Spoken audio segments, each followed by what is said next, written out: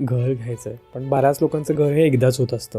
तर घर घेण्यासाठी एरिया वाईज किंवा लोकेशन वाईज जे पॅरामीटर डिसाईड करताना कसं डिसाईड करावं? कारण प्रत्येकाला असं वाटतं की मी चांगल्या एरियात राहावं किंवा प्रीमियम एरियात राहावं. रेंटिंग वर्सेस बाईंगमध्ये फक्त फायनान्शियल ॲस्पेक्टचा विचार करणं थोडंसं मला नाही बरोबर वाटतं. तिथे इमोशनल ॲस्पेक्ट सुद्धा येतो. आपण अगदी EMIच कव्हर होणं हे फार चुकीचं आहे, कारण आपण लोन घेतोय कारण आपल्याकडे पैसे नाही आहेत आता म्हणून. रेंटलमध्ये तुम्ही जेव्हा राहताय, तुम्ही रेंट जे देताय it is absolute loss we can say, की तो तुम्ही कोणाला तरी देताय. त्यापेक्षा हेच जर तुम्ही पैसे बँकेला दिले आणि स्वतःचं घर होत असेल तर काय वाईट आहे. दोघेही वर्किंग कपल आहेत, म्हणजे हजबंड अँड वाईफ वर्किंग आहेत आणि त्यांना बजेट ठरवायचं आहे, पण मग ते ठरवता येत नाही आहे बजेट.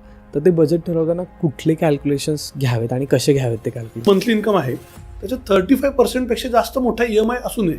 आणि जे आपण 15 म्हणतो, तर 1 करोडच्या प्रॉपर्टीला माझ्याकडे साधारण 15 लाख रुपये तरी माझ्याकडे आज असले पाहिजेत डाऊन पेमेंटसाठी. बिल्डर जेव्हा एखाद्या कस्टमरची फसवणूक करू शकतो त्यावेळेस त्याला प्रोजेक्ट कॉस्टच्या 10%, सो एखादा 200 करोडचा प्रोजेक्ट असेल तर त्याला 20 करोडपर्यंत पेनल्टी ॲज पर रेरा ही आहे.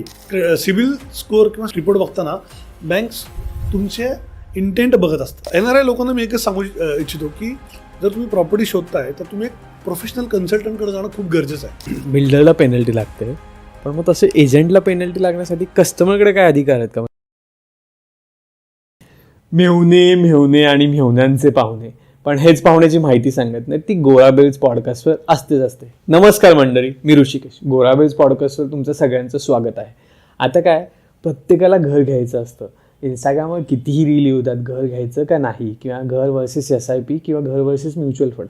पण प्रत्येकाला असं वाटत असतं की स्वतःचं स्वप्नाचं घर असावं, एक छोटासा असा कोणा असावा जिथं काम करून आल्यानंतर किंवा काही रिलॅक्स झाल्यानंतर मला खूप सुंदर वाटेल, खूप छान वाटेल. पण हे घर घेताना बऱ्याचशा गोष्टी असतात, आपल्याला काही समजतात, काही समजत नाही, बऱ्याचशा अडचणी येतात, त्यांना सामोरं कसं जायचं आहे. आणि हे सगळं करत असताना एक्झॅक्ट मला जे हवं आहे आणि मला जो लोकेशनवर घर हवं आहे ते कसं मिळेल, हे सगळं जाणून घेण्यासाठी आज आपल्याकडे खास व्यक्ती आलेल्या आहेत. म्हणजे खास गेस्ट म्हणणार आहे मी. आपण त्यांना म्हणू शकतो की ते घर शोधण्यासाठी आपल्याला मित्र म्हणून काम करतात, किंवा जे आपल्याला गुगल काम करतो ना तसं ते काम करतात. तर आज आपल्यासोबत गणेश सर आलेले आहेत, जे होम आणि होम लोन यांच्यामध्ये कन्सल्टंट म्हणून गेली जवळपास 10 ते 12 वर्ष झाले काम करतात. तर चला सरांकडून जाणून घेऊयात घर शोधताना येणाऱ्या अडचणी आणि त्याच्यावर कसे तोडगे सापडले पाहिजेत आणि त्याच्यावर कुठल्या गोष्टींनी मात केली पाहिजे. नमस्कार गणेश सर. नमस्कार. तुमचं गोराबेल्स पॉडकास्टमध्ये खूप खूप स्वागत आहे. Thank you so much. आता जसं मी थोडक्यात तुमची ओळख करून दिलेली आहे, पण मला माहिती आहे तुमचा अनुभव खूप दांडगा आहे. तर मला आमच्या प्रेक्षकांसाठी तुमची थोडक्यात अजून एक ओळख हवी आहे. ठीक आहे. सो माझं नाव गणेश चंद्रकांत जाधव. ओके. तसं मी प्रॉपरली सातारचा आहे. इथे पुण्यामध्ये मी 2000 सालापासून आहे. माझं करिअर जे चालू झालं बिझनेसचं ते जस्ट कोविडच्या आधी चालू झालं. त्याच्या आधी मी ITC लिमिटेड, आयडिया सेल्युलर आणि येस बँक अशा चांगल्या कंपनीजमध्ये जॉब केला आहे. त्याच्यानंतर स्वतःचं काही करायचं ही मला खूप दिवसापासून इच्छा होती आणि त्याच संदर्भात मी आपटे रोडला कॅफे पीटर म्हणून एक आउटलेट आहे, ओके, ते चालू केलं. आणि बरोबरच फायनान्स, जसं मी येस बँकेत माझा जो प्रोफाईल होता तिथं मी as a loan consultant unsecured लोनमध्ये काम करत होतो. ओके. तो अनुभव पण माझ्या बऱ्याच उपयोगी पडला. आणि मग तिथून कॅफे पीटर चालू केल्यानंतर जस्ट लॉकडाऊनच्या आधी मी पॅरलली लोन कन्सल्टंट म्हणून बिझनेसचा चालू केला. ओके.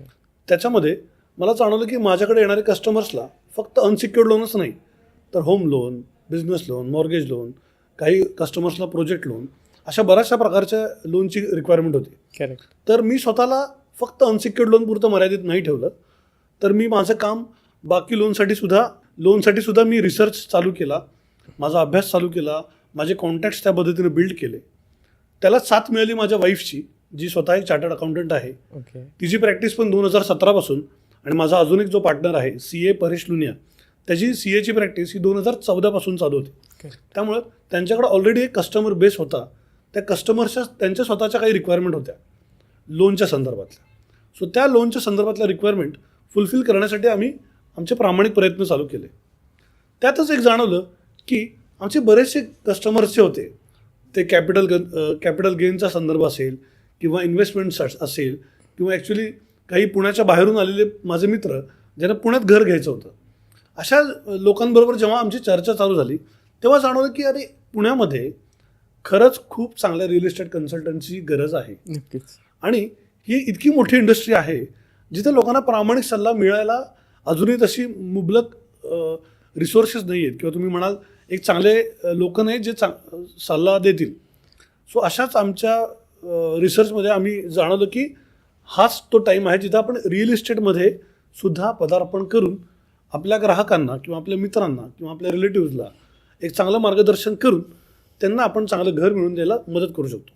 ओके. आणि हाच आमचा प्रवास वाढत गेला, जिथं माझे काही घरातले मित्र, माझे चांगले मित्र, असे लोक माझ्या टीममध्ये जुळत गेले. आणि आता आम्ही एक 20-25 लोकांची टीम आहे, हो, नाईस. जिथं आम्ही पूर्ण पुणे कव्हर करतोय. जसं तुम्ही सांगितलं की पूर्ण पुणे कव्हर करताय, तर मला आज पॉडकास्टमध्ये पण पूर्ण घर कसं घ्यायचं हे कव्हर करून घ्यायचं तुमच्याकडून. पण बऱ्याच लोकांचं घर हे एकदाच होत असतं, तर घर घेण्यासाठी एरिया वाईज किंवा लोकेशन वाईज जे पॅरामीटर डिसाईड करताना कसं डिसाईड करावं? कारण प्रत्येकाला असं वाटतं की मी चांगल्या एरियात राहावं किंवा प्रीमियम एरियात राहावं. Correct. आणि जसं म्हटलं आपण की घर एकदाच होतंय, मग तो प्रीमियम एरिया किंवा एरिया डिसाईड करताना कुठल्या बेसिक गोष्टी तरी बघाव्यात फर्स्टली, आणि सेकंडली नंतर काही गोष्टी बघाव्यात अशा. सो एरिया बघताना महत्त्वाचं येतं की तुमची कल्चरल बॅकग्राऊंड काय आहे. ओके. फॉर एक्झाम्पल, जर तुमच्या कल्चरल बॅकग्राऊंडमध्ये तुम्ही एक मराठी फॅमिली आहात, तर तुम्हाला जाणवेल की सिंहगड रोड, कोथरूड हे जे सिटी एरिया आहे तिथं मराठी लोकांचं डॉमिनन्स जास्त आहे, Correct. मराठी लोक जास्त आहेत. हे जर तुम्ही बघाल तर बाणेर, बालेवाडी इथून थोडं कॉस्मो क्राऊड चालू होतं, किंवा खराडी म्हणाल. करेक्ट. सो तुम्ही कुठल्या फॅमिली, तुमचं कल्चरल बॅकग्राऊंड कसं आहे, तुमचं फायनान्शियल बॅकग्राऊंड तर ऑफकोर्स मॅटर करतच. करेक्ट. की हजबंड वाईफ वर्किंग आहेत तर साधारण कुठे जॉब करतायत, आई वडील बरोबर राहत असतील तर तुमचं बेसिकली होमटाऊन कोणतं आहे. दुसरं एक एक्झाम्पल सांगेल तर, जसं मी सातारचा बिलॉंग करतो, माझं सिंहगड रोडला घर आहे, तर तुम्हाला आमच्या सोसायटीमध्ये 90% लोक हे सातारा, सांगली, कोल्हापूर या भागातूनच आलेले मिळणार आहेत. अशा पद्धतीने सुद्धा जर तुमचं प्रॉपर्टी शोधली तर तुम्हाला तुमच्या घरच्यांना जेव्हा ते येतील तेव्हा पण त्या सोसायटीत एक आपलेपणा वाटतो. आजूबाजूचे लोक मूळचे सांगली, साताराचेच असल्यामुळं त्यांना पण एक कम्फर्ट लेवल येऊन जाते. ओके. त्याचबरोबर म्हणाल तर तुमच्या मुलांच्या शाळा कशा पद्धतीच्या आहेत. आता जर तुम्हाला तुमच्या मुलांच्या शाळा CBSE, ICSE बोर्ड किंवा स्टेट बोर्ड अशा पद्धतीनं हवा असेल तर तसा एरिया चूज करणं हे फार गरजेचं आहे. करेक्ट. जसं मी म्हणालो की घरामध्ये जर सिनियर सिटीजन्स असतील तर हॉस्पिटल एक फार तर फार 2-5 किलोमीटरच्या अंतरावर असणं अपेक्षित आहे. कारण आजकालच्या ट्रॅफिकच्या परिस्थितीमध्ये जर काही इमर्जन्सी आली तर हॉस्पिटलला पोहोचणं हे थोडं लवकर होणं अपेक्षित आहे. करेक्ट. सो ते काही मुद्दे आहेत ते तुम्ही बघणं गरजेचं आहे. फॉर एक्झाम्पल, जर तुम्ही IT मध्ये जॉब करत असाल तर तुमचं बेसिकली बॅकग्राऊंड कुठलं आहे, फायनान्शियल डोमेनमध्ये आहे का, सर्व्हिस इंडस्ट्री आहे का, डेव्हलपमेंटमध्ये आहे. तशानुसार सुद्धा ज्या इंडस्ट्री लोकेटेड आहेत, फॉर एक्झाम्पल खराडीला बऱ्याचशा फायनान्शियल डोमेनमध्ये सर्व्हिस प्रोव्हाइड करणाऱ्या IT कंपनीज आहेत. सो जर तुमचं करिअर तसं असेल तर तो एरिया तुम्हाला फार चांगला आहे. जर तुम्ही एक प्रोफेसर असाल, टीचर असाल, सो सिटी लेवलमध्ये बरेचसे तुम्हाला करिअर ॲव्हेन्यूज आहेत. सो तुमचं करिअर कुठे आहे, कशामध्ये आहे, ह्याच्यानुसार सुद्धा तुम्हाला एरिया चूज करणं हे तेवढंच महत्त्वाचं आहे. त्याचबरोबर सर, आता नक्कीच हे महत्त्वाचे पॉईंट आहेतच, पण आता असं एक दिसतं की होम म्हणजे घर घेण्यासाठी लोकांचा एक थोडासा कल जास्त वाढला आहे का पुण्यामध्ये? म्हणजे जसं तुम्ही बोललात की सिंहगड रोड त्या साईडला पण खूप वाढत चाललं सोसायट्या, इकडे पुणे चरोली या एरियांमध्ये वाढत चाललं, इकडे पुणे मोशीमध्ये पण वाढत चाललं, आणि तिकडे पाषाण आणि सुस्ता एरियांमध्ये पण पुणे वाढत चाललं. तर ओव्हरऑल तुमच्या अनुषंगाने पुण्यामध्ये घर घेण्यासाठी कसं वातावरण आहे?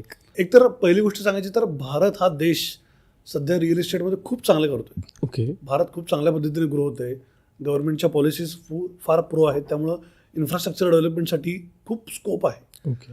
त्यामध्ये पुणे ही सिटी खूप अमेझिंगली काम करते as far as real estate is concern. Okay. त्याचं बरेचसे मुद्दे असे आहेत की एकतर पुण्याला फार चांगलं कल्चरल बॅकग्राऊंड आहे. करेक्ट. पुणे एक शिक्षणाची जी आपण मायभूमी म्हणतो, त्यामुळे पुण्यातले लोक चांगल्या पद्धतीचे आहेत.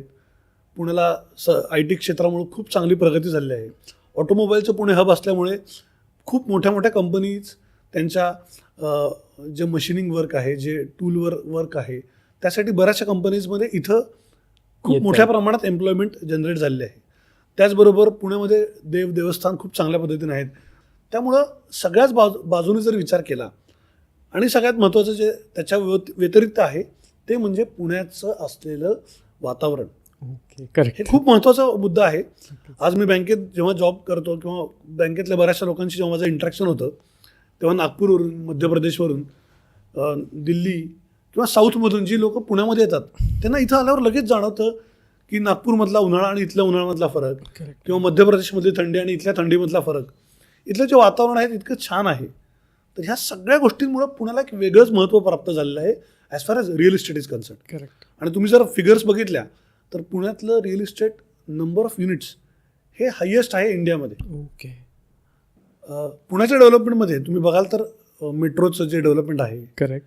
किंवा रिंग रोडचं जे डेव्हलपमेंट आहे, जो डेव्हलपमेंट प्लॅन्स काही सँक्शन्स होत आहेत पुण्यामध्ये, तुम्ही बघाल तर बऱ्याचशा टाउनशिप प्रोजेक्ट्स, जसे नांदेड सिटी आहे, लाईफ रिपब्लिक आहे, फॉरेस्टेर, अशा बऱ्याचशा टाउनशिप प्रोजेक्टसुद्धा येत आहेत. करेक्ट. म्हाळुंगे एक हायटेक सिटी डेव्हलप होती, नवीन सिटी. सो अशा जे इन्फ्रास्ट्रक्चरल डेव्हलपमेंट्स आहेत, एअरपोर्टची न्यूज म्हणाल, परवाच एक न्यूज आली जिथं Wagholi to Katraj underground tunnel रोडची प्रोव्हिजन्स ही किंवा प्लॅनिंग चालू झालंय. तो इतक्या नाना प्रकारचं प्लॅनिंग पुण्यामध्ये चालू आहे.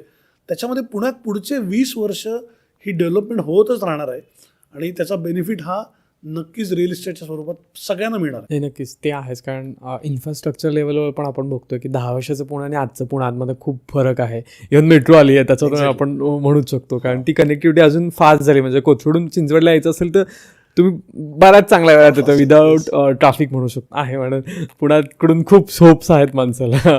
नक्कीच. आता त्याच्यासोबतच एक अजून एक गोष्ट येते, ज्यावेळेस आपण घर खरेदी करायला जातो त्यावेळेस की बऱ्याच लोकांचं असं असतं की माझं गावाला छान बंगला आहे किंवा छान घर आहे, तर पुण्यात का घेऊ, रेंटनी राहिलेलं काय वाईट आहे. आणि आजकाल सोशल मीडियावर पण आपण एक बघतो की रेंटनी राहा, की घर आहे बरंच आहे, मग रेंटनी राहायला काय बेनिफिट्स होतात, त्याच्यात तुम्ही पैसे कुठे इन्व्हेस्ट करा आणि ते कसे वाढतात. मग तुमचं यावर काय मत आहे की rent versus buying? So renting versus बाईंगमध्ये फक्त फायनान्शियल ॲस्पेक्टचा विचार करणं थोडंसं मला नाही बरोबर वाटत. तिथं इमोशनल ॲस्पेक्ट सुद्धा येतो. ओके. मी अगेन प्रत्येक वेळेस माझंच उदाहरण घेतोय. खरं मी स्वतः कर्वेनगरमध्ये एक रेंटेड प्रॉपर्टीमध्ये 2-3 वर्ष राहिलेलो आहे. ओके. पण तिथं जे माझे आजूबाजूच्यांबरोबर रिलेशनशिप झाले किंवा तिथं जो माझा कॉन्फिडन्स असायचा जेव्हा मी सोसायटीत वावरायचो, वर्सेस आज मी जेव्हा स्वतःच्या घरात राहतोय, ओके, जेव्हा आजूबाजूचे माझ्याकडे एक ओनर म्हणून बघतायत किंवा जेव्हा मी ॲम्युनिटीज यूज करताना एक कॉन्फिडन्स आहे, आजूबाजूच्यांबरोबरचं रिलेशनशिप आहे, मला वाटणारं एक ओनरशिप आहे की यार ही माझी जागा आहे, तर त्यांना एक इमोशनल अँगल तो नक्कीच आहे.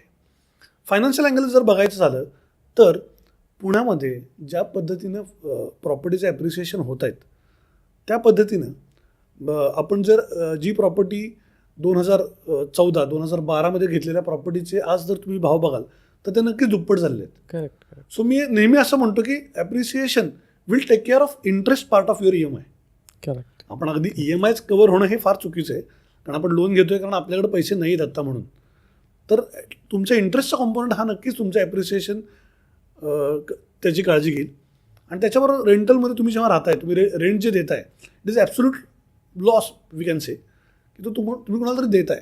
त्यापेक्षा हेच जर तुम्ही पैसे बँकेला दिले आणि स्वतःचं घर होत असेल तर काय वाईट आहे. आणि महत्त्वाचा मुद्दा म्हणजे जेव्हा तुमचं घर स्वतःचं आहे तिथे तुम्ही एक मानसिकदृष्ट्या स्वतःला फार सिक्युअर फील करता आणि तुम्ही तुमचा पूर्ण फोकस, तुमची पूर्ण ताकद ही तुमची करिअरवर, मुलांच्या शिक्षणावर, ह्या बऱ्याचशा गोष्टींसाठी लावू शकता. पण सुरुवात ही नेहमीच स्वतःच्या घरापासून होते, त्यामुळे ते फार महत्त्वाचं आहे. नक्कीच सर, आपण पण बऱ्याचदा ऐकलेलं आहे म्हणजे आपल्या आजी आजोबांकडून की वास्तू तथास्तू म्हणते तुम्हाला. आणि मग जर तसं असेल तर थोडंसं तो एक वेगळा अँगल येऊ शकतो किंवा तुम्हाला तो अरे माझं छप्पर आहे पुण्यामध्ये तर मी बाकीच्या गोष्टीकडे लक्ष देऊ शकतो. ते आहेच. एक्झॅक्टली. पण आता त्याच्यासोबतच अजून एक येतं की जसं रिअल इस्टेट वाढतंय त्याचसोबतच शॉप्स आणि ह्या सगळ्या गोष्टींमध्ये पण थोडंसं इन्क्रिमेंट वाढत आहे किंवा त्या गोष्टींमध्ये पण थोडंसं लोकांना इन्व्हेस्ट करायचं किंवा इन्व्हेस्टमेंट म्हणून ऑप्शन्स बघतात, तर तो सिलेक्ट करताना काही पॅरामीटर्स असावेत.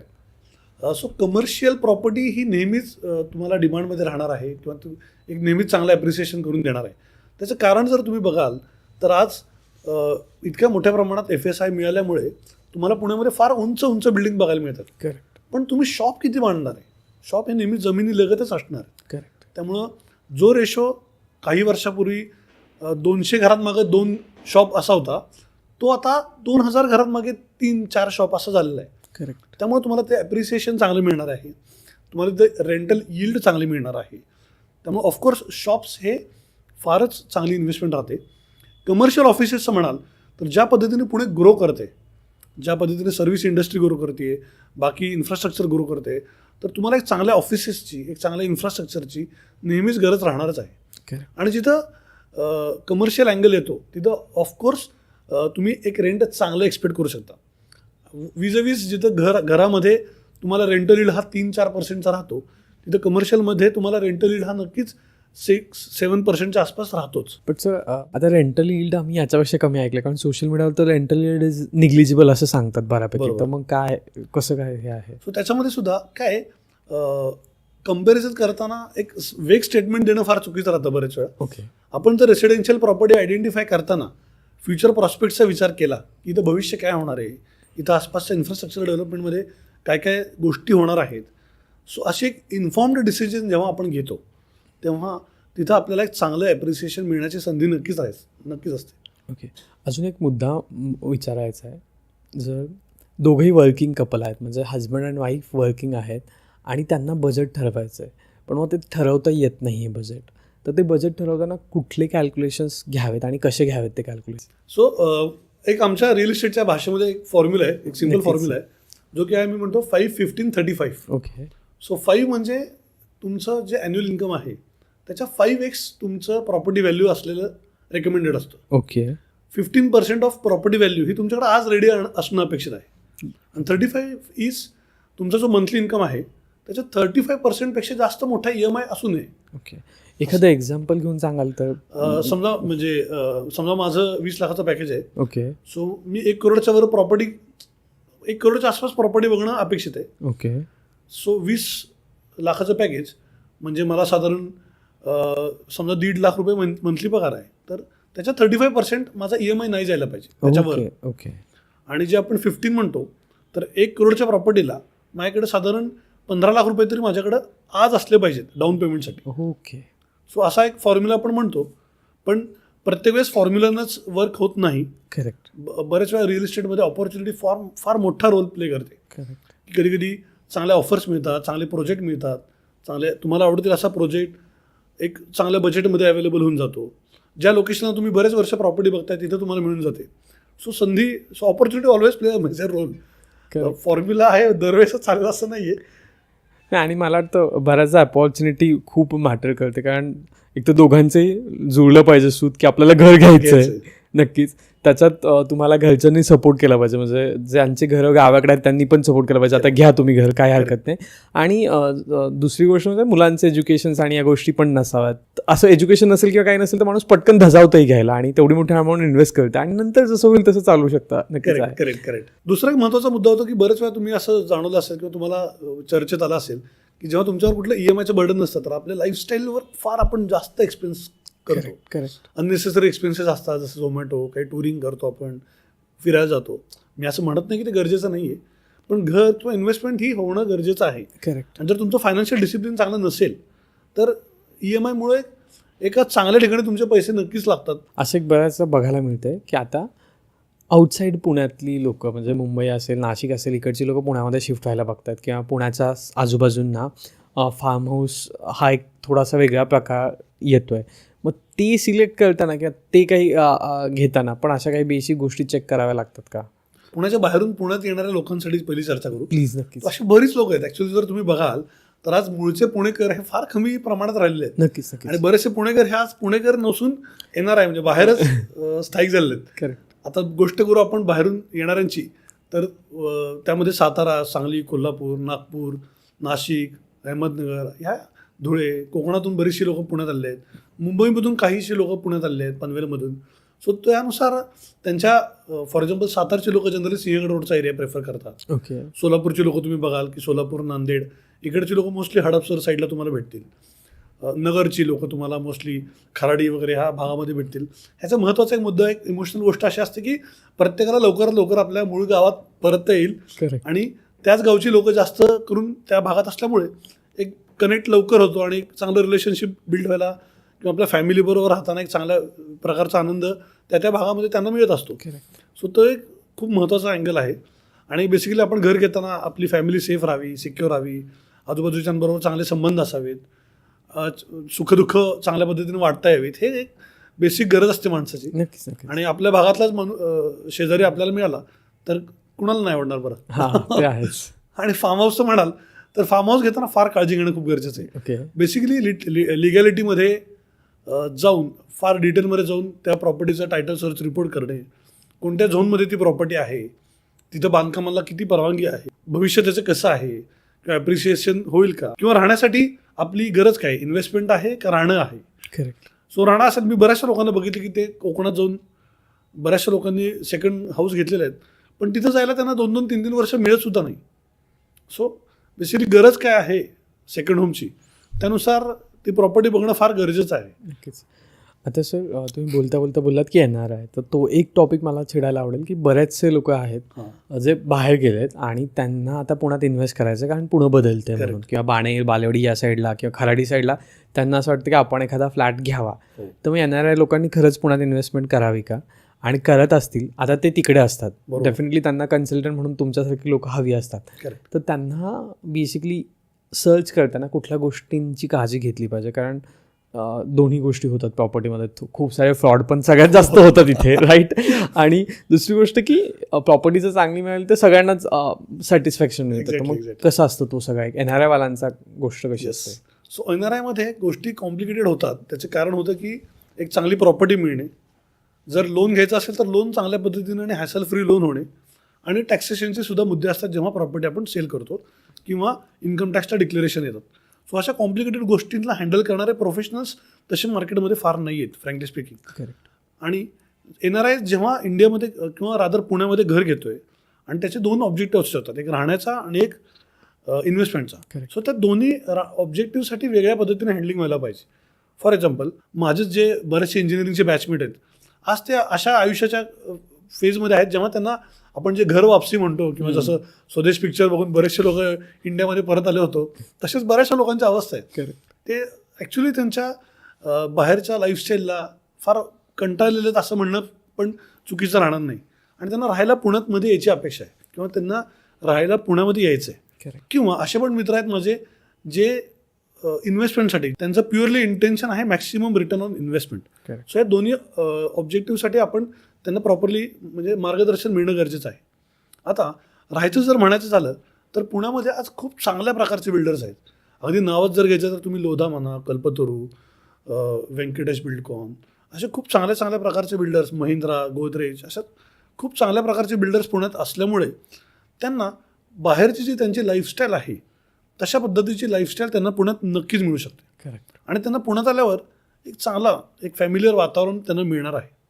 त्यामुळं ते बिल्डर चूज करून त्यांच्या बजेटनुसार प्रॉपर्टी शोधणे हे एक चांगला पर्याय नक्कीच होऊ शकतो. NRI लोकांना मी एकच सांगू इच्छितो की जर तुम्ही प्रॉपर्टी शोधताय तर तुम्ही एक प्रोफेशनल कन्सल्टंटकडे जाणं खूप गरजेचं आहे. रादर दॅन स्वतःहून प्रॉपर्टी शोधणं, किंवा काही अन्य मार्ग किंवा काही रेफरन्सेस किंवा तुमच्या ओळखीच्या लोकांथ्रू जाण्यापेक्षा एक प्रॉपर कन्सल्टंट थ्रू जाणं खूप गरजेचं आहे. एक एक्झाम्पल सांगतो, जर तुमचं दात दुखत असेल तर तुम्ही एक स्पेशलिस्टच दाखवता ना, राईट, की स्वतः कुठल्या OPD मध्ये वगैरे जाता किंवा फार्मसीकडे जाऊन औषधे घेता, तो मार्ग रेकमेंडेड नाही आहे. करेक्ट. सिमिलरली जेव्हा तुम्ही प्रॉपर्टी घेताय, एवढं मोठं माइलस्टोन तुमच्या लाईफमधलं ते आहे, so go to the professional consultant. आणि NRI म्हणलं की लोकांना वाटतं की अरे यार NRI आ गया, अब तो अच्छा डील मिळेल. मोस्टली असं नाही व्हायला पाहिजे. एक म्हणून जेव्हा तुम्ही आमच्यासारख्या लोकांच्या टचमध्ये येता, आम्हाला माहिती आहे मार्केटमध्ये काय ट्रेंड चालू आहेत, काय.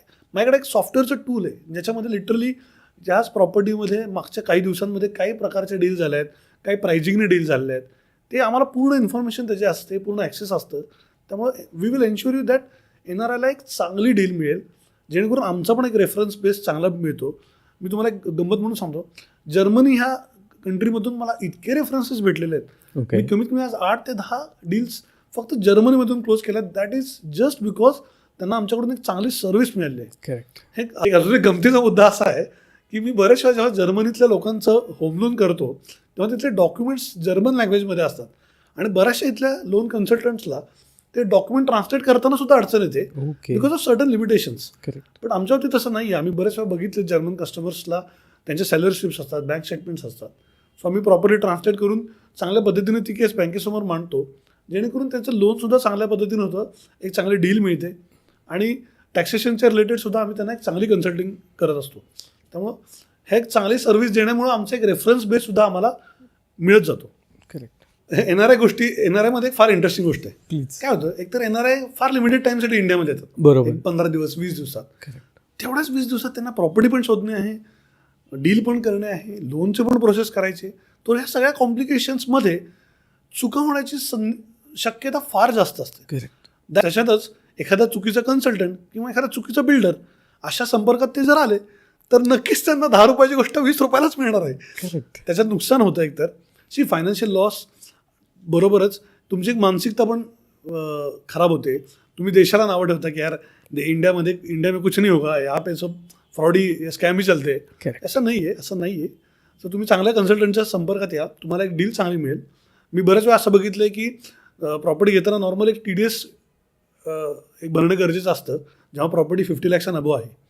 ह्या पण बऱ्याच सारी गोष्टी कोणी कन्सल्टंट तुमच्या येणाऱ्या कस्टमरला सांगत नाही. त्याच्यामुळे तो TDSवर पेनल्टी वाढत जाते. ती इतकी मोठ्या प्रमाणावर होते की ती नंतर छोटीशी गोष्ट फार त्रासदायक होऊन बसते. ओके. किंवा जेव्हा प्रॉपर्टी सेल करता तेव्हा कॅपिटल गेनचे काही इश्यूज असतात. NRIsला एक वेगळ्या पद्धतीने ट्रीटमेंट मिळणं गरजेचं आहे. एक सिन्सिअरिटी, एक सेन्सिटिव्हिटी असणं गरजेचं आहे. ती त्यांना मिळाली पाहिजे. कारण NRIचं कॉन्ट्रीब्युशन रिअल इस्टेटमध्ये खूप मोठं आहे. खूप वाखाणण्याजोगं कॉन्ट्रीब्युशन आहे. त्यांनी खूप इन्व्हेस्ट केलं आहेत इंडियामध्ये. मग आता एवढं सर तुम्ही सांगताय चांगले कन्सल्टंटबद्दल, तर मला ती उत्सुकता आहे की चांगला कन्सल्टंट कसा निवडायचा आणि त्याच्यासाठी काही बेसिक चेक्स आहेत का? चांगली गोष्ट फार सब्जेक्टिव्ह आहे. त्याच्यामध्ये इंटेन्शनल और कॉम्पिटन्सीज लेवल खूप आहेत. ओके. मी कदाचित एक इंटेन्शनली मला कोणाला फ्रॉड नाही करायचं, बट माझे कॉम्पिटन्सीज लेवलच नाही आहे. ओके. किंवा मला त्या फील्डचं इन्फॉर्मेशनच नाही आहे असं होण्याची शक्यता असते. बट त्या तुमच्या कॉम्पिटन्सीचा किंवा इंटेन्शनचा कस्टमरला लॉस नाही होणं अपेक्षित आहे. करेक्ट. त्यामुळं रेरा म्हणून एक जी इन्स्टिट्यूशन आलेली आहे रिअल इस्टेटमध्ये ते फार चांगल्या पद्धतीने काम करते. आता चांगल्या कन्सल्टंट्समध्ये एक रेराची एक एक्झाम आहे. ती एक्झाम क्लिअर करण्यासाठी एक फुल डे 3 दिवसाचं वर्कशॉप असतं. ओके. त्याच्यामध्ये तुम्ही रिअल इस्टेटच्या रिलेटेड बेसिक इन्फॉर्मेशन जी अपेक्षित आहे ती सगळी तुम्हाला इन्फॉर्मेशन मिळते. त्यानंतर एक एक्झाम कंडक्ट केली जाते आणि ज्याच्यातून तुम्हाला कॉम्पिटन्सी सर्टिफिकेट मिळत असतं. Okay. So everyone should ensure की ते एका रेरा कंप्लाइड किंवा रेरा कॉम्पिटन्सी सर्टिफिकेट असलेल्या कन्सल्टंट्स बरोबर डील करतात. म्हणजे आपण ते चेक केलं पाहिजे की त्याच्याकडे ते सर्टिफिकेट आहे का नाही. एक्झॅक्टली. म्हणजे सर्टिफिकेट आहे म्हणजे बऱ्याचशा अंशी कॉम्पिटन्सीज लेवलचं नॉलेज आहे, एक व्हॅलिडिटी मिळते. ओके. पण इंटेन्शन्स हे तुम्हाला एक रेफरन्सनंच कळू शकतं. समोरच्याचं इंटेन्शन चांगले असण्यासाठी त्यांची पास्ट हिस्ट्री बघणं, त्यांनी कशा प्रकारे डिलिव्हरी केलेली आहे हे फार महत्त्वाचं आहे. तुम्हाला जस्ट गंमत म्हणून सांगतो की जर एखाद्या कन्सल्टंटनं एखाद्या कस्टमरची फसवणूक झाली तर रेराच्या प्रोव्हिजन्सनुसार त्याला 5% ऑफ द युनिट कॉस्ट म्हणजेच 1 करोडच्या घराला त्याला 5 lakhsची पेनल्टी लागू शकते. ओके. आणि इम्प्रिझनमेंटचे सुद्धा प्रोव्हिजन्स लॉनुसार आहेत. एक बिल्डर जेव्हा एखाद्या कस्टमरची फसवणूक करू शकतो त्यावेळेस त्याला प्रोजेक्ट कॉस्टच्या 10%, सो एखादा 200 करोडचा प्रोजेक्ट असेल तर त्याला 20 करोडपर्यंत पेनल्टी ॲज पर रेरा ही आहे. त्याला सुद्धा इम्प्रिझनमेंटचे प्रोव्हिजन्स रेरामध्ये आहेत. करेक्ट. सो रेरा आल्यानंतर हे फार सेन्सिटिव्ह आणि सिरियस प्रोफेशन झालेलं आहे. नक्कीच.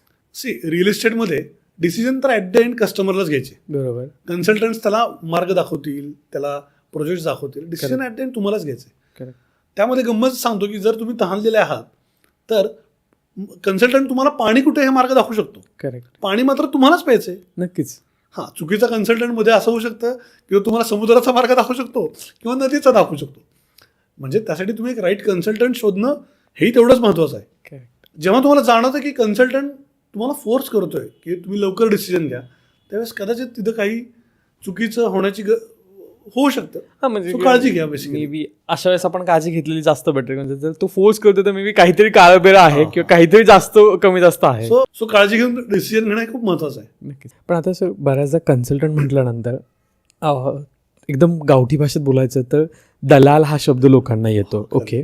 आणि मग दलाल आल्यानंतर म्हणजे प्रत्येकाची मानसिकता आता त्या बाबतीत थोडीशी झालेली, अरे हे तर काय दोन्ही साईडनी पैसे घेणार असतात आणि यांना फक्त ते विकण्यावरच भर आहे.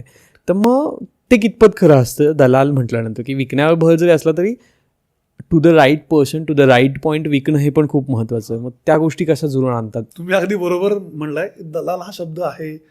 थोडी ह्या इंडस्ट्रीकडे बघण्याची लोकांची दृष्टी खराब होते. तुम्ही दोन्हीकडून पैसे घेणार, किती घेणार. मला बरेचसे लोक आजही विचारतात की यार सर तुम्ही किती कमिशन चार्ज करता किंवा तुमची सर्व्हिस फीस काय. तर आमचं क्लिअर स्टेटमेंट असतं की बाबा आम्ही तर क्लायंटकडून काहीच फीस घेत नाही. माझ्या कंपनीचा रूलच आहे we don't charge any fees to our customers. Okay. त्यांना कितीही प्रॉपर्टीज बघू देत, त्यांना कितीही एरिया एक्सप्लोअर करायचा असेल तर that is absolutely free of cost. Okay आता मी तुम्हाला सांगतो की ह्याची गरज काय. मार्केट हे खूप वेगळ्या पद्धतीने बदलते. ओके तुम्ही 3 वर्षाच्या पूर्वीचं पुणे म्हणाल, 2 वर्षाच्या पूर्वीचं पुणे म्हणाल आणि आजचं पुणे ह्याच्यात सुद्धा फरक आहे. नाना प्रकारचे प्रोजेक्ट्स मार्केटमध्ये येत आहेत. प्रत्येक बिल्डर एक वेगळं प्रपोजल घेऊन कस्टमर्सकडे येतोय, जिथे तुम्हाला 2 BHK 600 स्क्वेअर फूटमध्ये सुद्धा मिळतोय आणि तोच 2 BHK 800 स्क्वेअर फूटमध्ये सुद्धा मिळतोय. एक 2 BHK 45 लाखात सुद्धा मिळतोय. त्याच एरियात 2 BHK तुम्हाला 90 लाख 1 करोडला सुद्धा मिळतोय. बरोबर. बट कस्टमरला ॲट द एंड काय हवं हे खूप महत्त्वाचं आहे. करेक्ट. आणि तेच बघण्याचं काम आमचं आहे की माझा कस्टमर ह्याची काय अपेक्षा आहे. म्हणून त्याला लवकर प्रॉपर्टी गळ्यात मागणं हे फार फार चुकीचं अप्रोच आहे. कस्टमर एकतर पहिल्यांदाच कदाचित शेवटचं डील असेल ते, त्यासाठी ते फार महत्त्वाचं आहे. फायनान्शियल इमोशनल बरेच ॲस्पेक्ट तिथं लागलेले आहेत. तो त्याला एक राईट डील मिळून देण्याची जबाबदारी सगळे कन्सल्टंटची आहे. त्या पद्धतीने त्याला मार्गदर्शन होणे आणि तुमचा पूर्ण अभ्यास, नॉट नेसेसरी की प्रत्येकाचा अभ्यास प्रत्येकाच्या एरियामध्ये फार एक गाढा अभ्यास असेल. सो त्या पद्धतीने त्यांना ती क्लॅरिटी देणं सुद्धा गरजेचं आहे. फॉर एक्झाम्पल जर माझ्याकडे आळंदीमध्ये पुरेशा प्रॉपर्टीज नाही आहेत तर मी स्पष्टपणे कस्टमरला सांगणं गरजेचं आहे की बाबा आळंदी एरियाचं मार्गदर्शन माझ्याकडून मिळणं नाही होणार आहे. की माझ्या ज्या मर्यादा आहेत त्यासुद्धा मी कस्टमर समोर त्याच पद्धतीने ठेवणं गरजेचं आहे. पण आता त्याच्यासोबतच सर अजून एक गोष्ट तुम्ही मगासून बोलताय की लोनमध्ये पण, मग तुम्ही लोनमध्ये पण काही हेल्प करता का लोकांना, मला जाणून घ्यायचं आहे. आणि जर करत असाल तर बँकेकडे जाण्याऐवजी तुमच्याकडे काय आहे लोनसाठी पण माणसाने, कारण बँकेमध्ये पण आजकाल आपण बघतोय की फार ग्रॅज्युएट झालेला म्हणजे जो 12वी नंतर झाला आहे त्यालासुद्धा ॲज अ लोन असिस्टंट म्हणून बसवलं जातं आणि तो बाहेरून लोन आणून बँकेत देतो. तर तुम्ही तसंच काही करताय की वेगळं काही आहे तुमच्याकडे? माझ्या पूर्ण करिअरची जी फिलॉसॉफी आहे किंवा माझ्या आयुष्याची व्हॅल्यू सिस्टीम आहे ह्याच्यात मी नेहमीच customer first, customer is more than a king, we treat them as a god. की कस्टमरमुळेच आपलं घर चालतं. त्यामुळे माझी फिलॉसॉफीच अशी की कस्टमरचा फायदा कसा होईल हे माझ्या नेहमी प्रायोरिटी लिस्टवर टॉप असते. ओके. आता मी तुम्हाला जर सांगू शकेन की तुम्ही जे म्हणालात तो एकदम बरोबर मुद्दा आहे की कस्टमर डायरेक्ट बँकेकडे जाऊ शकतो. तुमच्याकडे काय आहे. सो आमचा बेनिफिट मी तुम्हाला सांगतो. माझ्याकडे नॅशनलाइज बँक्समध्ये जवळजवळ 8 ते 10 बँक आहेत. प्रायव्हेट बँक्समध्ये ऑलमोस्ट सगळ्या बँक्सबरोबर आम्ही काम करतो. NBFCजमध्ये काम करतो. तर इथं आमची सगळ्यात पहिली प्रायोरिटी येते ती कस्टमर काय पद्धतीचं आहे. त्याच्यामध्ये 2-3 मुद्दे येतात. एक तर त्यांचं फायनान्शियल हेल्थ कशी आहे आणि त्यांची क्रेडिट हिस्ट्री कशी आहे, ह्या गोष्टी आम्ही नक्कीच अभ्यासत असतो. सो आम्ही अभ्यास करतो कस्टमरचा प्रोफाईल काय पद्धतीचा आहे, पेमेंट कॅपॅसिटी कशी आहे, ह्या गोष्टी अभ्यास करून त्याला आपण राईट बँक सजेस्ट करत असतो. प्रत्येकच कस्टमर हा एक चांगल्या, आता बँकेची नावं जर घ्यायची झाली तर आज bank of Maharashtra, central bank ही आजच्या घडीला खूप ॲग्रेसिव्ह बँक्स आहेत. बट नॉट नेसेसरी की ती आयुष्यभर तसंच राहील. कधी युनियन बँक ॲग्रेसिव्ह राहील, कधी SBI ॲग्रेसिव्हली काम करते, कधी PNB बँक चांगल्या पद्धतीने काम करते, कधी HDFC ॲग्रेसिव्ह असते, कधी ICICI असते. सो आम्हाला माहिती आहे मार्केटमध्ये आज कोण ॲग्रेसिव्हली काम करते, कोण चांगला रेट देणार आहे. माझा कस्टमर सॅलरीड असेल किंवा बिझनेस पर्सन असेल, त्याला त्याची जर रिक्वायरमेंट ही अर्जन्सी असेल तर त्याला अर्जंटली कोण देईल, जर त्याच्याकडे थोडा वेळ आहे तर कुठल्या पद्धतीने लोन आपण कुठल्या बँकेकडून लोन करून देण्यानं त्याचा फायदा होणार आहे. सो ॲट द एंड कस्टमरचा बेनिफिट होणं महत्त्वाचं आहे. फॉर एक्झाम्पल जर काही कस्टमरच्या क्रेडिट हिस्ट्रीमध्ये काही इश्यू असतील तर ते इंटेन्शनल आहेत का नॉन इंटेन्शनल आहेत. इंटेन्शनल नसतील तर त्यावेळेस त्यांची परिस्थिती काय होती, कशामुळे ते रिपेमेंट नाही करू शकले, ह्या गोष्टीचा अभ्यास करणं पण तेवढंच गरजेचं आहे. आज जेवढी कस्टमरप्रती आमची एक रिस्पॉन्सिबिलिटी आहे तेवढीच आमची रिस्पॉन्सिबिलिटी बँकेच्या प्रतीसुद्धा आहे. एका बँकेला सुद्धा आम्ही एक चांगलाच ग्राहक देणं गरजेचं आहे. जर आम्हाला जाणवतं की कस्टमरचे डिफॉल्ट पेमेंट जे आहेत ते इंटेन्शनल आहेत तर अशा कस्टमरवर काम करणं चुकीचं आहे. त्याच्यामुळं आमची पण बँकेतली क्रेडिबिलिटी खराब होणार आहे. उद्या बँकसुद्धा असं नाही म्हणले पाहिजे की अरे ह्यांचे कस्टमर्सनी EMI रेग्युलर भरले नाही आहेत, असं नाही व्हायला पाहिजे. सो आमची जबाबदारी बँकेप्रती पण तेवढीच आहे. तो ह्या सगळ्या गोष्टींचा अभ्यास करून एका कस्टमरला परफेक्ट बँक कोणती आहे ती बघून देणं हे आमचं काम आहे. आणि ती एकदा बघून दिली की बँकेच्या प्रोसेसेसनुसार त्यांच्या रिक्वायरमेंटनुसार कस्टमरचं डॉक्युमेंटेशन करून घेणे. कस्टमरला कायदेशीर भाषा कळणं अपेक्षित नाही आहे, तर त्याला ती सेन्सिटिव्हिटी सांगणे की अरे काही फॉर्मॅट्स गरजेचे आहेत ते आहेच आहेत. मग दरवेळेस कस्टमरना असं म्हणणं अपेक्षित नाही की इतके फॉर्मॅट्स आहेत, इतके आम्ही सही करू का, तर नाही. ते त्यांना समजून सांगणं. मग ते डॉक्युमेंटेशन झाल्यावर त्यांचे प्रॉपरली लोन डिस्बर्समेंट्स करणे. जर अंडर कन्स्ट्रक्शन प्रॉपर्टी असेल तर पुढच्या प्रत्येक बिल्डरच्या डिमांडला ती डिमांड फुलफिल होणं हे तेवढंच अपेक्षित आहे. करेक्ट. आज रेरानं बिल्डरला सुद्धा बऱ्याचशा गोष्टींची पॉवर दिलेली आहे. बिल्डर जर कुठली डिमांड बिल्डरने कस्टमर्सला दिली तर एक 10 ते 15 दिवसाच्या आत ती डिमांड फुलफिल होणं गरजेचं आहे. नाहीतर बिल्डर्स कस्टमरला पेनल्टी लावू शकतो. ओके. मग ते पेनल्टी लावू नये ही जबाबदारी पण आमचीच आहे. करेक्ट. सो तिथे पण आम्ही जबाबदारी घेऊन कस्टमर्सला पुश करत असतो की तुम्ही तुमचे फॉर्मॅट साईन करून बँकेकडून आम्ही ते डिस्बर्समेंट मिळवून देत असतो. सो अशा पद्धतीने आमचं काम हे कस्टमर सेंट्रिक आहे. आता सर तुम्ही सांगितलंच की बिल्डरला पेनल्टी लागते, पण मग तसे एजंटला पेनल्टी लागण्यासाठी कस्टमरकडे काय अधिकार आहेत का? म्हणजे मी कस्टमर आहे, मला घर घ्यायचं आहे, पण बाई यानं त्या कारणामुळे एजंटचे इंटेन्शन नाही आहेत मे बी तसे, पण झाली आहे माझी फसवणूक असं मला वाटतं, किंवा मला ते डील नाही मिळालं जसं मिळायला हवं होतं, तर मी काही करू शकतो का? करेक्ट. सो रेराचा जन्मच जो झालेला आहे तो कस्टमर सेंट्रिक किंवा कस्टमरची फसवणूक होऊ नये यासाठी झालेला आहे. रिअल एस्टेटमध्ये बऱ्याच लोकांचे अनुभव होते, बऱ्याचशा नाना प्रकारे लोकांच्या फसवणूक झालेल्या आहेत. करेक्ट. करेक्ट. त्याच्यामध्ये काही फसवणूक एजंट्सकडून आणि काही फसवणूक ही बिल्डर्सकडून झालेल्या आहेत. करेक्ट. सो त्यासाठीच रेराचं एस्टॅब्लिशमेंट झालेलं आहे. आता तुम्ही म्हणाल तर पेनल्टी ही ऑफकोर्स आहेच. एक कस्टमर रेराला कंप्लेंट करू शकतो जर कुठल्या एजंटकडून फसवणूक झाली असेल तर. त्याच्यामध्ये रॉंग प्रॉमिसेस किंवा ओव्हर प्रॉमिस करून अंडर डिलिव्हरी केली आहे, ओके, अशा बऱ्याचशा फ्रॉड होऊ शकतात. त्यावेळेस एजंटला त्या ट्रान्झॅक्शन व्हॅल्यूच्या 10% ऑफ ट्रान्झॅक्शन व्हॅल्यूपर्यंत पेनल्टी लावू शकतंय. ओके. अशा बऱ्याचशा प्रोव्हिजन्स रेरामध्ये आहेत. करेक्ट. जर कुठला प्रोजेक्ट पोझिशनसाठी डिलेड झालं आणि त्या ज्या सर्कमस्टन्सेस आहेत त्या जर बिल्डरच्या कंट्रोलमधल्या असतील, की जसं ज्याला आपण म्हणतो की अरे इंटेन्शनल किंवा फायनान्शियल डिसिप्लिनमुळे तो डिले झाला आहे ओके. प्रोजेक्ट, तर त्यावेळेस कस्टमरला ही बिल्डरकडून सुद्धा पेनल्टी घ्यायचा अधिकार आहे. ती जी पेनल्टी असते ती साधारण जो MCLR रेट असतो, SBIचा जो रेट असतो MCLRचा, त्याला +2%. ओके. अशा पद्धतीनं कस्टमर बिल्डरकडची पेनल्टी रेराकडून डिमांड करू शकतो. हां, म्हणजे आमचं भविष्य सिक्युअर आहे असं म्हणू शकतो आपण रेरामुळे, किंवा ॲज अ कस्टमर म्हणून मला तेवढी सिक्युरिटी आहे की मी एजंटकडे पण जातो तरी पण मला काही गोष्टी आस्क फॉर करता येतात. Yes. नक्कीच. सो त्यात महत्त्वाचं आहे की तो एजंट बेसिकली रेरा कंप्लाइड आणि रेरा सर्टिफाईड असणं खूप करेक्ट. अपेक्षित आहे. आता सर अजून एक गोष्ट प्रामुख्याने बघायला मिळते की प्रत्येक मोठा प्रोजेक्ट असेल त्यांचं सेल्स ऑफिस असतं, आणि त्यांच्या सेल्स ऑफिसमध्ये आजकाल त्यांचं सोशल मीडिया टीम आहे, किंवा त्यांचं पण कॉलिंग टीम आहे, त्याच्यानंतर त्यांचे पण प्रोजेक्टचे व्हिडिओज आणि त्या सगळ्या गोष्टी तिथे येतात. मग तिथून बरीचशी प्रोजेक्टबद्दल माहिती मिळते आपल्याला.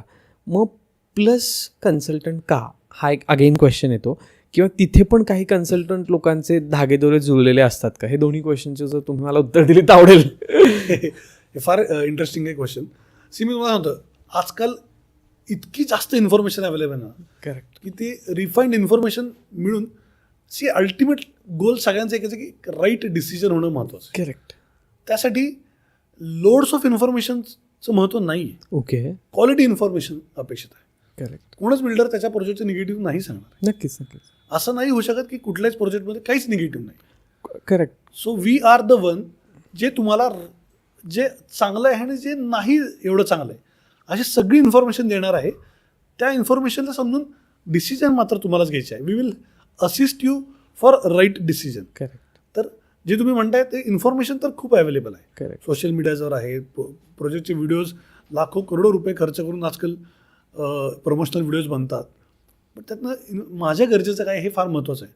आणि तुम्ही जसं म्हणता तसं बरेचसे धागेदोरे जुळलेले असतात आणि माल प्रॅक्टिसेस होतात. सो त्या होऊ नये म्हणून कस्टमरनं जसं मी तुम्हाला म्हणालो तसं एक राईट कन्सल्टंटकडं पोहोचणं, बेसिकली त्याची क्रेडिबिलिटी कशी आहे मार्केटमध्ये, is he competent enough to give me this services. Correct. त्यासाठी ते कॉम्पिटन्सी सर्टिफिकेट त्याच्याकडे आहे का, अशा बेसिक गोष्टींची कस्टमरनं काळजी घेतली तर बऱ्याचशा मिस्टेक्स आपण अवॉइड करू शकतो. नक्कीच. आता तुम्ही लोनचं एवढं सगळं सांगितलं तरी अजून एक क्वेश्चन राहतो, तो म्हणजे सिबिल स्कोअरवाला. आणि तो आजकाल सगळ्यांनाच प्रश्न पडला, कारण प्रत्येकजण लोनच्या सिबिल स्कोअर विचारतं. तर ते कसं होतं आणि ते जे खराब असेल किंवा चांगलं असेल तर काय फरक पडतात, आणि त्याच्यात तुम्ही कशी हेल्प करता का हे जास्त मला महत्त्वाचं आहे, कारण लोकांचे खराब असतात क्रेडिट काय कार्ड. सर, सिबिल हे काय, CIBIL is a reflection of your ability and your intent basically. Okay. So बँका ॲबिलिटी तर ॲसेस करतच असतात. बरोबर. इंटेंट समजून घेणं खूप महत्त्वाचं आहे. या कस्टमर हा इंटेन्शनली रिपेमेंट टाईमवर करत नाही आहे का काही परिस्थिती आली होती. ओके. जसं की कोविडमध्ये बऱ्याचशा लोकांनी रिपेमेंट करणं बऱ्याचशा लोकांना अवघड झालं होतं. करेक्ट. तर ते त्यांचे इंटेंट खराब होते का? तर नाही, त्यांचे इंटेंट चांगलेच होते, परिस्थितीच खराब होती. बरोबर. सो सिबिल स्कोअर किंवा सिबिल रिपोर्ट बघताना बँक्स तुमचे इंटेंट बघत असतात. ओके. जेव्हा तुम्हाला जाणवेल, बँकेला जाणवेल की हा इंटेन्शनलीच ह्याचं बिहेवियरच तसं आहे, डिफॉल्ट करणे, लेट पेमेंट करणे, तिथे लोन मिळण्याची अपेक्षा करणं चुकीचं आहे. ओके. अशा लोकांना आम्हीही सपोर्ट नाही करत. ओके. कारण इंटेन्शनच खराब असेल तर त्यांना लोन देऊन नाहीच उपयोग आहे. Correct. हां, परिस्थिती खराब असेल, काही मेडिकल इमर्जन्सी घरात होती, कोणी ॲडमिट होतं, मुलाचे शिक्षण, ही प्रायोरिटी नेहमीच चेंज राहणार आहे. तुमचा EMI भरण्यापेक्षा तुमचे वडील जर हॉस्पिटलमध्ये आहेत तर त्यांचं बिल भरणं हे नेहमी जास्त महत्त्वाचं आहे. करेक्ट. हे बँकाही समजू शकतात. Correct. पण मग त्याचे बिल्स देणे, बँकेला प्रूव्ह करणे की बाबा अशी परिस्थिती होती, त्यातून तो मार्ग नक्कीच निघू शकतो. करेक्ट. आता क्रेडिट स्कोअरचा रिपोर्ट हा लोनमध्ये कसा पडतो? तर जेव्हा क्रेडिट स्कोअर खराब असेल तेव्हा इंटरेस्ट रेट जास्त होतो. ओके. इंटरेस्ट रेट, बँक शेवटी बिझनेस करतात. करेक्ट. बँकेचा बिझनेसमध्ये त्यांचा पण प्रयत्न असतो की त्यांना पण प्रॉफिट हवा आहे. ते तुमचं एक रिस्क असेसमेंट करतात. करेक्ट. करेक्ट. जो कस्टमर बँकेला जास्त रिस्की वाटतो त्याच्यामध्ये इंटरेस्ट रेट जास्त राहतो. बरोबर. जो बँकांना कम्पॅरेटिव्हली कमी रिस्क प्रपोजल वाटतं तिथं बँकांचा इंटरेस्ट रेट हा चांगला राहतो. करेक्ट. तुम्ही कधी बघितलं असेल तर होम लोनमध्ये तुम्हाला तुमच्या मिसेसला ॲड करायला बँक रेकमेंड करत असते. करेक्ट. त्यात बँक शेवटी त्यांची रिस्क कव्हर करत असते की मिसेस लोनवर असल्यावर जेव्हा रिकव्हरीची वेळ येते तेव्हा स्वाभाविकच जर माझी मिसेस किंवा माझी आई लोनवर असेल तर माणूस प्रयत्न करतो की माझ्या मिसेसला, माझ्या आईला त्रास नाही व्हायला पाहिजे. त्यामुळे तो रिपेमेंट व्यवस्थित करतो आणि अशा कस्टमर्सला बँकासुद्धा कमी रेटला लोन देत असतात. सो ह्या सगळ्या बऱ्याचशा गोष्टी असतात.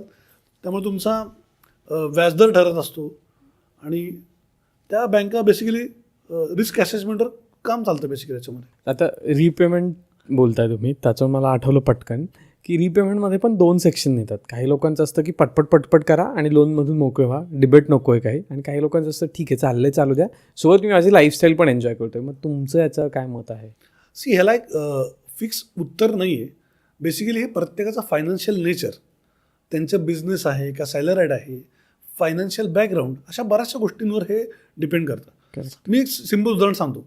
एक बिझनेस पर्सन असतो जिसको इंटरेस्ट समजता है. आपण म्हणतो ना की यार ये पैसा बनाता है, पैसे से पैसा बनाता है. करेक्ट. सो फॉर एक्झाम्पल एखादा बिझनेस पर्सन जर एखाद्या कॅपिटलचा यूज करून 10%, 12%, 14%वर त्याचे रिटर्न काढू शकत असेल तर त्यांनी होम लोनचं रिपेमेंट करण्याची घाई करायची गरज नाही आहे. कारण तो त्याचा त्या पैशाचा यूज करून जी त्याला कॅपिटल 8%, 8.5%वर मिळालं आहे त्याचा यूज करून तो चांगलं रिटर्न करू शकतो. पण एखादा जर सॅलरीड असेल, त्याला तेवढं फायनान्शियल अवेअरनेस नसेल, ओके, तर अशा बाबतीत एक मानसिक शांती सुद्धा खूप महत्त्वाची आहे. तर त्यांनी फटाफट लोन क्लोज केलं म्हणजे काय मोठी चूक केली अशातला भाग नाही. करेक्ट. जो तो ज्याचा त्याचा प्रश्न आहे, ज्याच्या त्याचं फायनान्शियल नेचर आहे, ज्याचं त्याचं फायनान्शियल डिसिप्लिन आहे, त्याच्यानुसार ते ज्याला त्याला योग्य उत्तर आहे. आपण असं बऱ्याचदा ऐकतो, म्हणजे बाबांच्या काळात मी अरे ती प्रॉपर्टी घेतली असती तर, पण काय तेव्हा पैसेच नव्हते, किंवा 20 वर्षापूर्वी ते घर घेतलं असतं तर आज काय त्याचं झाले असते बघ, तुला सगळंच मिळालं असतं. पण मग असं काहीतरी होतं, गणतं का आपण आणि नाही डिसिजन घेत त्यावेळेस? मग रिअल इस्टेटमध्ये खूप छान कॉन्सेप्ट आहे का, त्याला म्हणतात कॉस्ट ऑफ इनडिसिजन. ओके, काही कारणामुळे किंवा काही फॅक्टर्समुळे आपण डिसिजन न घेणं हेही एक खूप मोठी कॉस्ट आहे. फॉर एक्झाम्पल जसं तुम्ही म्हणता की 20 वर्षापूर्वी एक काहीतरी प्रॉपर्टी घेतली असती तर आज त्याचा भाव हा झाला असता. We call it as a missed opportunity. But ते का होतं तर एक राईट गायडन्स नसतो, ओके, एक राईट अप्रोच नसतो, किंवा फायनान्शियल रेडीनेस नसतं. सो फायनान्शियल रेडीनेस हा एक ह्या ॲस्पेक्टवर काम करू शकतो आपण. जसं की काही ॲडजस्टमेंट्स असतात की बाबा काही लोक म्हणतात मला 15व्या फ्लोअरलाच फ्लॅट हवा आहे तरच मी घेणार. सो थोडंसं फ्लेक्झिबिलिटी ही महत्त्वाची आहे लोकेशनच्या बाबतीत, पॅरामीटर्सच्या बाबतीत, बजेटच्या बाबतीत. आणि ते जर फ्लेक्झिबल असल्यामुळे एक राईट कन्सल्टंटच्या गायडन्समुळे डिसिजन घेणं हे खूप महत्त्वाचं आहे. करेक्ट. एक अर्जंट डिसिजन किंवा डेस्परेशन ऑफ डिसिजन हे जेवढं चुकीचं आहे तेवढंच इन डिसिजनसुद्धा तेवढं चुकीचं आहे. करेक्ट. सो दोघांचा बॅलन्स ठेवणं आणि फ्लेक्झिबल राहणं आणि डिसिजन घेणं मात्र महत्त्वाचं आहे. गणेश सर, तुमचं खूप खूप धन्यवाद. तुम्ही इथे आलात आणि आमच्यासोबत त्या छोट्या छोट्या गोष्टी शेअर केल्या ज्या की मिस होतात एकतर, किंवा अरे माहिती आहे घर घ्यायचं पण चल बघूयात नंतर करूयात आणि जाऊन मग एकदाच घ्यायला सुरुवात होते आणि मग ते 2-3 वीकेंड बांधायचे आणि मग अरे चल हे छान वाटलं प्रोजेक्ट आणि बुक करायचं, पण बाकीच्या गोष्टी नाही बघितल्या जात. Correct, होतं पण असं. तुम्ही त्या गोष्टी समजून सांगितल्या की ॲटलिस्ट अधोरेखित केलात मी म्हणत. सो जे कोणी ग्राहक आहेत किंवा जे कोणाला घर घ्यायचं तर ते नक्की या गोष्टी चेक करतील किंवा त्यांनी ॲटलिस्ट एकदा तरी या गोष्टींवर विचार करतील. तर पुन्हा एकदा तुमचे खूप खूप धन्यवाद Thank सर, you इथे so आलात much, आणि thank तुम्ही you so या much. गोष्टी शेअर केल्यात. त्याचबरोबर तुम्हाला एपिसोड कसा वाटला ते आम्हाला कमेंटमध्ये सांगायला विसरू नका. आणि तुमच्याही घर खरेदी करतानाच्या काही अशा भन्नाट गोष्टी घडल्यात का किंवा अनुभव आलेत का तेही कमेंटमध्ये. आणि शेवटी जाता जाता सबस्क्राईब करायला विसरू नका, कारण ते केल्यानंतर असेच नवनवीन व्हिडिओ घेऊन यायला आम्हाला बळ मिळतं, आम्हाला एक मजा येते, एक एनर्जी मिळते. धन्यवाद. आपल्या या पॉडकास्ट नंतर आपल्या व्ह्युअर्सला घर घेताना ह्या इन्फॉर्मेशनची मदत झाली तर मलाही त्यात फार आनंदच आहे. नक्कीच. त्याबद्दल तुमचे सुद्धा आभार. Thank you. थँक्यू.